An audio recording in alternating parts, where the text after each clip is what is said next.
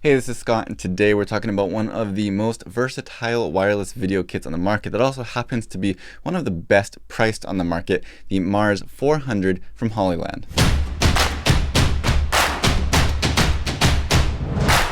Hey, I'm Scott and welcome to the channel. If you're new here, we do all kinds of unboxings, tests, reviews, anything photo and video related. So if you do like the content, please do consider subscribing to see more in the future and hit the little bell icon to make sure you get those notifications when that new content is uploaded. This is Erica, and this is the one who's crying in the background throughout the whole video. Say sorry. Sorry. For today, like I said, we're going to be talking about the Mars 400 from Hollyland, which is a new kit they have. This is one of two versions they have. They have this version and the 400S, which also has an SDI interface as well as HDMI, but we'll get into those details in just a minute. I have the box right here, but I have already taken them out of the box to use them on a couple shoots, and so I could get a feel for exactly how they work. But what I've been doing with them is using this case right here. Now, this is something that I got myself on Amazon. It was 20 bucks, but it works really perfectly, and basically the inside of the box is about the same size as the box that it came in. So it's not overly huge, but it does a lot better in carrying this, because one of the drawbacks is that this doesn't come with a case included. But I will put the exact size of this case as well as a link to it down below. I don't know if it will be available exactly the same one wherever you're located, but if you like the way that this works out when I open it up and show you what's in here, then you can maybe grab one for yourself. And it's a very affordable way to just, make this a little bit more portable. Anyway, I say that this is one of the better priced kits, not because necessarily it's the cheapest on the market, but because of the incredible value that it has for the price. I mean, this can do a lot of what the big boys can do that cost $1,000, $2,000, $3,000, but it can also do some different things that those can't do, and it's more compact. The Mars 400 comes in at just over $500. I'll put the exact prices on screen, and I will talk about that in just a moment in more detail. And the Mars 400S comes in a little bit more, but this can be a very, very affordable way to get into very pro level wireless video. And again, it has a little bit more flexibility. Well, before we get rambling on too much, let's jump into the review. We're going to make this a kind of 5-minute review format. I'm going to give you the basics of this, but then I'm going to mix the pros and the cons together because they are generally more mixed than some products. So we'll go through those point by point, and then I'll give you my conclusion at the end, whether or not, well, it's obvious I do recommend this, but exactly why I recommend this. So we'll do away with the clock for today, but let's get into the basics. The Hollyland Mars 400 and 400S are two versions of the same wireless video kit. The 400, which I have here, has HDMI in and loop out on the transmitter, and the S version has HDMI in and SDI in. The receivers have two outputs, with one of them on the S version being SDI.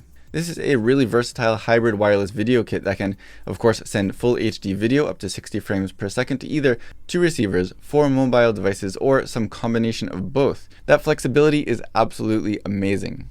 There is one receiver included in the kit, and you'll get about 400 feet line of sight with that, and around half of that with mobile devices depending on the device.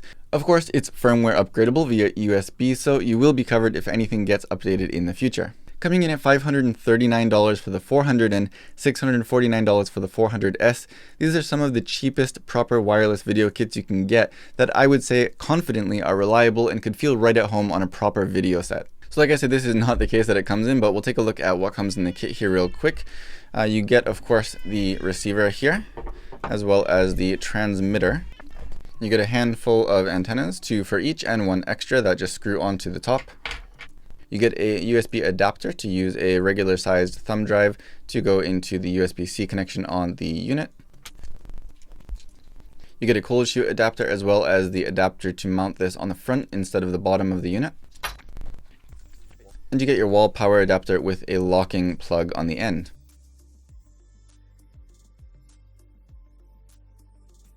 The body of the transmitter and receiver are nearly identical, sized slightly smaller than the transmitter from the Cosmo 600 with a really high quality solid feeling metal build. I would have been more impressed, but honestly at this point with my experience using Hollyland products, I wasn't surprised. They're not exactly lightweight at just under 200 grams each, but not necessarily heavy either. A big battery will add more noticeable weight and size than the Mars itself. I absolutely love that this comes with an anti-twist front side mount adapter. When I first looked at these online, I was a little bit disappointed because I didn't immediately see any mount on the front, the face of the unit, so that way you can mount it flat on top of your camera for a lower profile. But they fixed that with a removable adapter that locks into place so it doesn't spin out of the way, and it just works in a really, really simple but really smart way. I do, however, wish that they included 2 of these in the kits, one for the transmitter and one for the receiver.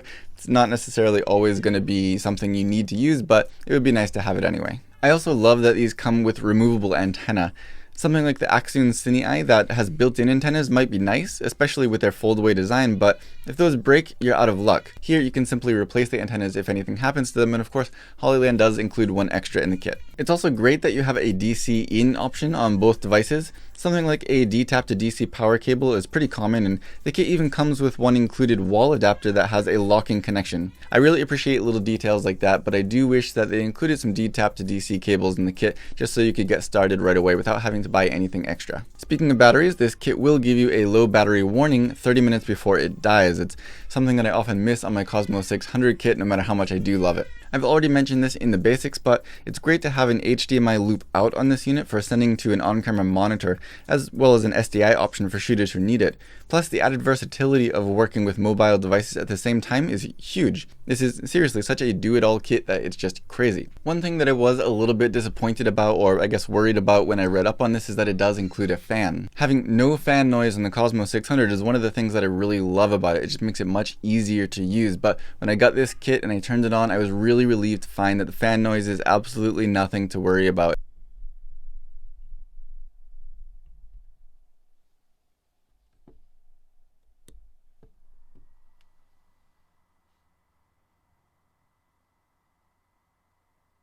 They finally included channel scanning in this kit, which I love, and there's an option in the menu on the receiver to show you which of the 10 channels are clear and which are not. The transmitter will also automatically choose the best channel when it's turned on, so you should really only need to worry about checking if you find that you're having issues with the connection.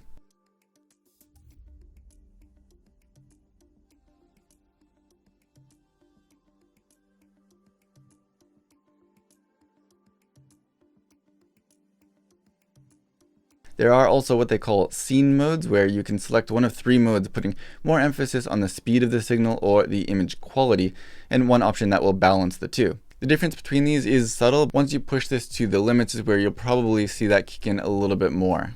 The app comes preloaded with a few LUTs, but you can also add your own by putting them in Dropbox and then exporting them to the Hollyview app, for example. But I have a few small issues with this. LUTs with longer file names seem to immediately crash the app for me, although I'm not sure specifically what the limitation is. When I did get LUTs to load with shorter file names, they looked weird, definitely not how they're supposed to look. This and other issues with the app I'm sure will be updated in the future, so I'm confident in Hollyland's ability to address these issues, and I know that they're working on it at the moment as well, because this is all very new, so I'm kind of not surprised that there are a few little bugs in there, but generally keep in mind that the app does work very well despite these things that I'm pointing out here. You do have a couple of options on how to get connected to this with your mobile app as well, and one of those gave me issues, but I was assured that that was an issue with my unit only, and it's something that hasn't really happened before, so don't worry about it. However, I can't show you here, and what that is just that there's a QR code on the back of the transmitter, and you can scan that with the app and it should connect to your unit right away, just like that. That doesn't work for me. My QR code is mixed up and it's not the right one, but again, that's a fluke that only I have experienced. There is also another option to simply type in the code that's displayed on the LCD screen, and that works just fine. Honestly, it doesn't bother me at all because the QR code can be a little bit tricky to get a clear shot of sometimes anyway, depending on how you have it mounted. The app should work with both iOS and Android. However, I only have one Android device and it's a tablet, and I couldn't find the app on the store, but I have heard that it may be a thing with just tablets at the moment, where it should be available on Android phones no problem. The Hollyview app itself is pretty simple with a few little hidden things to watch out for. You can layer tools which are compatible, although turning on things like false color will turn off other things like focus peaking. The most annoying of these incompatibilities is that peaking and zebras can't be on at the same time. Anyway, to customize those tools you have to long press on the icon, which might not be immediately obvious. Also, to adjust brightness and volume of the audio which is transmitted, another thing that the Axion Cine cannot do, you slide up and down on either the left side or the right side of the screen.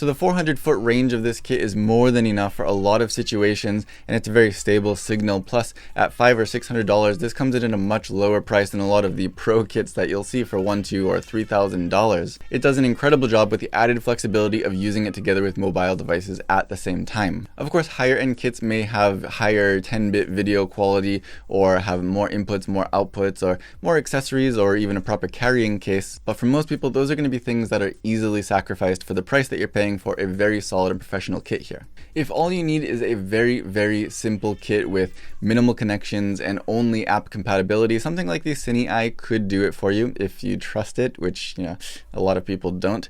But if you like the design of the Mars 400 and still want to save a little bit more money, you could always go for the Mars 300, which is very similar, but maybe there's a little bit more latency and some other small details that are different. However, for just $100 more, or $200 in the case of the SDI option, you can get a really well-rounded and solid kit here in the Mars 400 or 400S. It's really a kit that I would recommend to anyone of any level who's wanting to get into wireless video and doesn't want to break the bank on one of the higher end kits that have some really great features built into it, but things that might not be necessary for your particular workflow. So if you're considering this kit or the Mars 400S, I strongly recommend you just go for it, and you will not regret it. It's solid, it performs as it should, and it's just one of the most well-rounded, well-priced kits on the market. If you have any questions or comments, please do let me know down below, and I will do my best to check that out and get back to you. If you like this video, don't forget to give it a thumbs up, subscribe to see more in the future, share it if you'd like, and as always, thank you for watching.